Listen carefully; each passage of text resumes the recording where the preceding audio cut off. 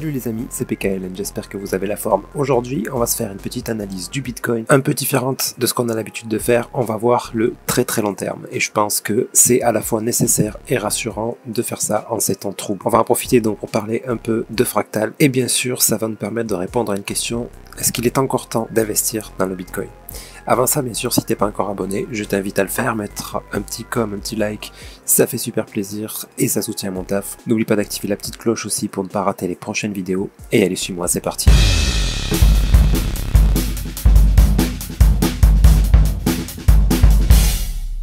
Donc le Bitcoin, on va se faire une petite analyse en monthly, donc c'est-à-dire que chaque bougie représente un mois. Donc là, pour voir les structures se développer, ça prend extrêmement longtemps. Par contre, les structures restent toujours les mêmes, bien sûr. Donc, comment on va pouvoir analyser la structure qui est en train de se développer? Pour ça, on va devoir parler un petit peu de fractal. C'est-à-dire que cette structure, on n'a pas de structure similaire dans le passé. Vous voyez, si on examine ça, c'est assez similaire à ça. Donc là, on pouvait s'attendre à la suite. C'est-à-dire qu'après avoir vu une correction comme ça, et une grosse chute à la fin, tac, on pouvait ici se dire si ça refait comme dans le passé, ben a priori ça devrait monter. Là on peut pas, cette structure là on l'a pas dans cette unité de temps. Par contre on l'a bien sûr dans plein d'autres unités de temps. Parce que le fractal c'est simple, c'est en fait chaque grande structure est composée de plus petites structures dans une unité de temps plus petite. Et les mouvements fonctionnent exactement de la même façon qu'on soit dans une unité de temps de mettons 1 heure ou 15 minutes et une unité de temps weekly ou monthly. Donc les structures se développent exactement de la même façon. Donc les corrections comme ça, on en a déjà vu dans des unités de temps plus petites. Et une chose qu'il faut bien comprendre avec le fractal, c'est que justement les structures s'agrandissent et donc on se retrouve avec des unités de temps de plus en plus grandes, des structures dans des unités de temps de plus en plus grandes. Par exemple, une structure monthly, ça n'avait aucun sens les 2-3 premières années de Bitcoin, quoi. Ça fait quelques bougies, on n'a même pas le départ d'une seule structure. Vous voyez, si on a le départ d'une seule structure en fait. Donc c'est vraiment sur le long terme qu'on peut voir se dessiner ces structures-là. Merde, je suis pas sur le bon truc, on va prendre Bitrex. Voilà, imaginez bien, voilà, depuis le début là, en décembre, enfin le début sur Bitrex, en décembre 2015, si vous analysez jusqu'à 2017, ben, vous n'avez aucune structure, vous avez juste une impulsion en 2 ans, vous voyez. Et cette impulsion s'est corrigée, d'accord? Donc avec un grand A. Ensuite, on a obtenu un B. Ensuite, on a obtenu un C. Ça nous a donné... Ben, ça, on pourrait le considérer comme un contracting, pour le coup. Pour ensuite venir casser le dernier plus haut. Ok, en fait, en monthly, depuis 2015, on n'a qu'une structure terminée. On est sur la deuxième. Cette deuxième structure, c'est une impulsion. Et on a le A. Donc, on va attendre quelque chose de similaire à ça, vous voyez. Pas forcément un contracting, par contre. Hein. Si vous connaissez pas les structures, vous les avez dans... Vous avez les vidéos avec toutes les explications nécessaires pour bien comprendre mes analyses dans la description de la vidéo, bien sûr. Donc on va pas forcément attendre un contracting, il en existe d'autres, les running, les regular flat. On va rester sur ces deux-là parce que c'est quand même les plus fréquents. Donc on attend quoi? On attend un B et un C pour un regular qui viennent casser. Parce que ça c'est plus fréquent que ça. En règle générale, dans toutes les unités de temps, c'est beaucoup plus fréquent. Et sur toutes les structures, en général, c'est plutôt ça qu'on rencontre. Maintenant, il ne faut pas ignorer que ça existe. Hein. Parce que si on obtient ça, et que là on se dit, bah, je surveille pas, parce que de toute façon on n'a toujours pas cassé le dernier plus bas, bah, si derrière on a un setup d'achat, il faudra quand même le tenter, bien sûr. Il faudra quand même le tenter. Voilà. Et si, bien sûr, s'il n'y a pas de problème sur le Bitcoin, parce qu'en ce moment on se demande quel autre problème va nous tomber sur la tête, et si tout se passe bien, après, c'est seulement après ça qu'on devrait avoir la possibilité de casser le dernier plus haut. Ok, seulement après ça. Donc là, imaginez le temps que ça peut durer tout ça. Il ne faut pas partir défaitiste, bien sûr, parce que rien que dans la montée, là, il y a des profits, d'énormes profits à faire. Rien que dans le B, imaginez, si on compare au passé ici, si on a fait du DCA ici, allez, admettons, on est rentré au top. Voilà, j'ai eu quelques échanges avec un abonné qui me dit qu'il est rentré lors d'un top. Évidemment, moi aussi, on est tous rentrés dans des tops, je crois. Et c'est seulement après qu'on s'est intéressé vraiment à la technologie, qu'on a vu que c'était pas juste de la spéculation. Et voilà, je pense qu'on est beaucoup dans ce cas de figure. Après, ceux qui sont rentrés à ce top-là, bon ben, il va falloir attendre avant d'être en profit. Moi, je suis rentré dans un top avant, donc j'ai pu faire des profits. Bref, toujours est-il que, admettons, on est rentré à ce top-là. Bon, là, on a eu de la chance, on était encore vers le début, les corrections étaient pas trop longues. C'est-à-dire que, ouais, 3 ans après, on a eu des belles opportunités. Mais, admettons, on est rentré là. Pas grave, on fait du DCA, on rentre encore un petit peu là. On rentre encore un petit peu là. Grosse chute, panique, tout le monde vous dit vendez, le Bitcoin tombe à zéro, on rachète un peu. Bon, le prix moyen, finalement, il doit se situer par là. À part si vous avez foutu 10K ici et juste 500 balles là, quoi. Bon, et encore, pas sûr. Bref, votre prix moyen doit se situer par là. C'est-à-dire que vous êtes repassé en positif, vous avez même pu faire des bénéfices ici. Et là, en plus petite unité de temps, la chute ici, on pouvait grave l'anticiper, quoi. On pouvait grave l'anticiper, donc voilà. Si vous suivez des chaînes sérieuses, en tout cas, ce genre de signal qu'on a eu ici, vous avez dû en être informé. Bref, donc là, il y avait déjà un petit peu de profit à faire. Ici, on refait du DCA, on se retrouve avec un prix d'entrée moyen par là. Et regardez, aujourd'hui, on est encore en positif. Malgré tout ça, on est encore en positif. Donc même si on n'a rien fait, on est en positif. Ok? Donc, et bon, là, pour le coup, ça aurait été bête de rien faire parce que ici, là, il y a eu un signe comme ça, là, je sais plus en quoi c'était, en 4 heures, je crois. Où vraiment, là, c'était clair. Hein, j'avais annoncé, moi, en tout cas, à 57 000, j'avais vendu à peu près tout ce que j'avais en Bitcoin et quelques alts. Et après, j'ai repris du DCA. Bref, tout ça, on le voit arriver gros comme une maison quand c'est des gros mouvements comme ça. Hein, donc voilà, les corrections sont assez faciles à détecter. Dans l'autre sens, c'est un petit peu plus difficile. Mais bon, tout ça pour dire quoi? Tout ça pour dire que sur du long terme, vous voyez un petit peu à quoi s'attendre et avoir un ordre d'idée de temps que ça met à se développer. Maintenant, pour la question, est-ce qu'il est encore temps d'investir dans le Bitcoin? Bien sûr que oui. Surtout maintenant, quand on est dans cette phase-là, on va avoir beaucoup de temps. On va avoir tout ça. Si c'est cette figure-là qui se produit. Hein. Il y a encore la possibilité que ça soit aussi ça. Si on se retrouve là-dedans, ça serait fabuleux. Par contre, arriver au top, là, le moindre signe de retournement, faudra vraiment tout vendre. Parce que le prochain C, là, il va être au moins de cette taille-là. Donc, vous savez, si c'est ça qui se passe. Par contre, c'est pas sûr, donc n'attendez pas... non, j'ai pas voulu écrire anarchie. N'attendez pas qu'on casse le top pour faire quoi que ce soit, parce que, voilà, c'est quand même plus souvent qu'on a ce genre de B, là. Un B qui vient pas jusqu'en haut. Un B comme ça. C'est plus probable qu'on obtienne ça. Donc moi, je vais viser ça. Donc on va avoir tout ce temps pour se préparer et obtenir notre prochain bull run. Jusqu'où ira notre prochain bull run? Personne ne le sait. Quand on vous dit 100K, il y en a qui disent 250K, on n'en sait rien. 250K, c'est possible, oui. 100K, c'est un peu plus probable d'ailleurs, puisque c'est quand même plus raisonnable comme objectif. Tout est possible. Ça peut même monter à 500K. On n'en sait absolument rien si ça peut. Mais par contre, là, je vous dis pas la correction qu'il va y avoir derrière. Hein. Bref, tout ça pour dire quoi? Cette échelle de temps, il faut y penser, parce qu'on passe sur des analyses monthly. Donc tout ça, ça nous donne une structure. Cette correction, pourquoi elle est si longue? Parce que on arrive d'une impulsion qui est immense. Là, ça fait des années que ça monte. Bref, là, si on part, allez, on va partir de là, 2015, ça fait 7 ans que ça monte. En 2021, 6 ans, pardon. Ben, la correction, elle peut durer aussi longtemps. Hein. Elle peut durer aussi longtemps. Donc là, on est déjà pas mal, hein, ça fait plus d'1 an qu'on descend. Donc si on obtient le B, après peut-être encore 1 an, on a une mise d'attente pour le C.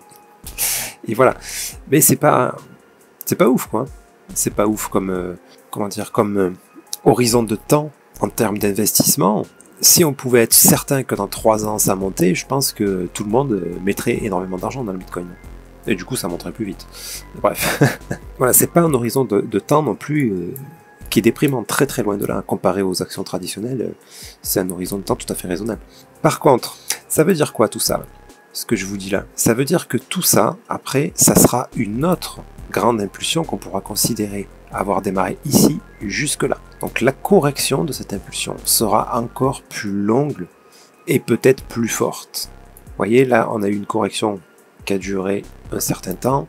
Là, on va avoir une correction qui va durer probablement beaucoup plus longtemps que celle-ci. Enfin, beaucoup plus longtemps que celle-ci. Et si on obtient ça, et au plus on va haut, au plus ça va être long. Au plus ça va être long. Et après, là, on devrait se retrouver. Vous voyez ce que je veux dire? Admettons, on retrouve la même figure à chaque fois. Pour faire simple. On va pas faire un coup un running, un coup... voilà, ça peut changer à chaque fois, bien sûr. Ça, imaginez, on obtient ça.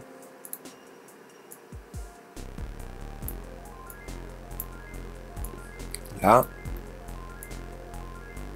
Impulsion. correction.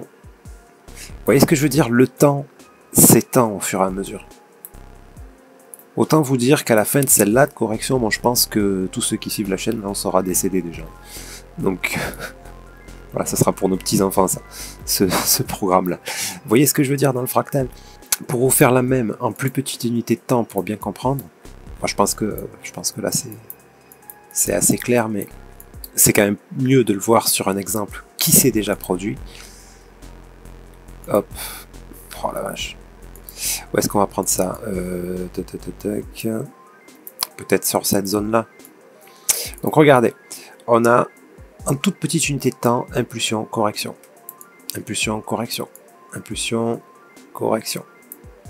Impulsion, correction. Celle-là, elle a fait un peu flipper, là. Je m'attendais à ce qu'elle soit plus longue, mais ça va. Tout ça, ça nous donne déjà une impulsion, correction. Cette correction, elle est proportionnelle en termes de durée à ça. D'accord? C'est une correction qui a déjà duré beaucoup plus longtemps que ces petites corrections-là d'une petite unité de temps. Ok? Donc, du coup, on se retrouve avec ça. Impulsion, correction, petite unité de temps. Enfin bref, là, vous avez compris. Restons maintenant dans cette nouvelle unité de temps. Impulsion, correction. Hop, on a même un running. Et tout ça nous donne une plus grande impulsion. On va changer de couleur un petit peu, parce que là, ça commence à être le beans. Une plus grande correction, une plus grande impulsion, pardon, avec une plus grande correction. Là, cette correction, déjà, a duré beaucoup plus longtemps que celle-ci. Vous voyez? Et on se retrouve ici. Tac, impulsion, correction. Et là, boum, on est parti sur une correction qui correspond à une impulsion beaucoup plus grande. Ça correspond à une impulsion, bon, peut-être pas monthly, mais weekly. Hop, on va le prendre en monthly, puisque c'était l'objet du jour. Oui, on peut même considérer que c'est une correction monthly, ça. Impulsion, correction. Après, c'est peut-être deux possibilités, là, d'ailleurs. C'est peut-être la correction de celle-ci d'impulsion. Si c'est le cas, ça sera un petit peu moins long, mais ça restera quand même très long. Quand même big impulsion. Ce qu'on pourrait rencontrer aussi, c'est ça, c'est qu'on pète le haut, mais pas beaucoup, peut-être s'arrêter vers les 100K. Psychologiquement, ça paraît être un niveau qui probablement aura des corrections, et nous corriger tout ça là. Donc là, ça serait beaucoup plus long. D'accord? On peut obtenir quelque chose comme ça, un flag, là, pour venir casser le plus haut. Nous donner ensuite un running, par exemple, ici, avant de continuer à monter. Vous voyez, donc, plusieurs raisons là pour lesquelles déjà, il ne faut pas avoir peur de rater le train, parce que des opportunités là-dedans, vous voyez le nombre d'opportunités qu'on peut avoir. Et là, il est très fort probable que dans quelques années, dans même pas mal d'années, on se retrouve dans les prix à peine plus élevés qu'aujourd'hui. Donc, c'est pour ça qu'il faut... il faudra prendre des dispositions quand on viendra vraiment faire une belle montée, parce que un jour ou l'autre, vous retrouverez sinon avec finalement très peu de gains. Et si c'est à ce moment-là que vous avez besoin d'argent, bah c'est vraiment dommage de ne pas avoir pris des profits. Il faut toujours prendre des profits. Parce que si ça fait ça, et que derrière il nous fait ça avec un big running, on va se retrouver sans doute à descendre vers les 20K là, avant de continuer à monter. Donc j'espère que tout ça vous sera utile, j'espère que vous avez bien compris. N'hésitez pas à poser vos questions bien sûr dans les commentaires ou à passer sur le Discord, je réponds vraiment très volontiers à chaque fois. Mais c'est important d'avoir ça, de savoir cette vision vraiment long terme. Et là on parle de plusieurs années, donc voilà, pour établir un plan en fait, un plan doit s'établir sur des années. Il ne peut pas s'établir comme ça sur une semaine, 2 semaines, ni sur un mois, ni sur 2 mois, ni même sur une seule année. Sur une seule année, oui, ça peut marcher. Si vous avez un coup de bol, vous rentrez là, là vous vendez tout, ben, super, quoi. Super. Mais ça va rester des coups de bol, quoi. Donc voilà, quand on choisit vraiment d'investir, normalement, si on veut bien faire les choses et qu'on veut vraiment mettre à profit ça, c'est que sur du long terme que vraiment ça fonctionne. Et avec un plan. Parce que si juste vous achetez et puis que vous attendez ad vitam aeternam, ben, si vous vous retrouvez un jour avec un prix moyen ici, là, mettons, Et si vous vous retrouvez un jour à dire, ah tiens, je vais regarder un peu le Bitcoin, on a eu des corrections. Attends, on va le faire bien quand même. Hop. Donc voilà, on a ça. Admettons, c'est ça qui se passe. Bam. Cette big impulsion se corrige fortement pour nous faire aussi un régular. Voilà, vous dites un jour, bon, je suis pas très précis dans les traits, hein, je pense pas, ça va pas redescendre à 800 $ dans 5 ans si ça fait ça, ou même dans 10 ans. Si ça fait ça, là, ça sentira pas très bon par contre. Voilà, et puis vous vous dites un jour, voilà, ouais, c'est peut-être maintenant que je vais prendre mes sous. Si vous vous retrouvez dans une zone comme ça, ben là, vous pouvez rester bloqué pendant 6 mois, 1 an, à finalement, même pas être en profit, quoi. C'est dommage. Ok les amis, donc sur ce, il y a une petite parenthèse, je sais pas si vous avez vu sur FTX l'histoire du hack, non mais c'est une blague ce truc, c'est une blague, genre il y a un hacker qui a réussi à hacker FTX comme par hasard maintenant, ils nous prennent vraiment pour des cons quoi, ils sont en train juste de siphonner les dernières miettes qui restent des dernières cryptos des pauvres utilisateurs qui ont perdu tout leur fric là, ça, enfin, bref, moi ça me rend complètement dingue cette histoire, j'espère que les responsables de ça seront bientôt enfermés. Et puis voilà quoi, donc je vous souhaite une excellente soirée les amis, et je vous dis à très bientôt, c'était PKLM, merci.